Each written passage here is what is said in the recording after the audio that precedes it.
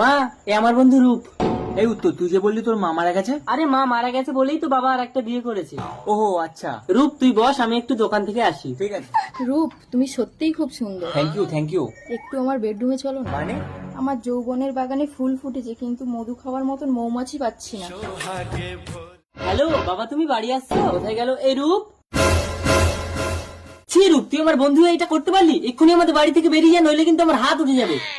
তুমি কোনো কথা বলবে না মা, এই তুই বেরো। এর ফল কিন্তু ভালো হবে না উত্তর। হ্যাঁ তোমার যা ইচ্ছে করে নাও। বেরো আমাদের বাড়ি থেকে। কি হয়েছে উত্তর? এই চুমকি, কি হয়েছে চুমকি? যাও তো। তোমার ওই আগের পক্ষের ছেলে উত্তর কুমদলম নিয়ে আমার হাত ধরে টানছিল। ওই ছেলেটা বাধা দিতে এসেছিল বলে ধাক্কা মেরে মেরে নিয়ে যাচ্ছে।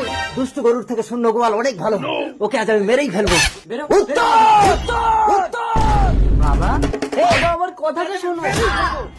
চুমকে, তোমার জন্য আমি আমার মা মরা ছেলেটাকে আধমারা করে মেরেছি। ছি!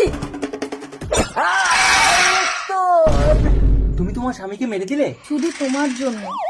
স্যার দেখুন, আমি জানতাম এরা আমার বাবাকে মেরে ফেলবে।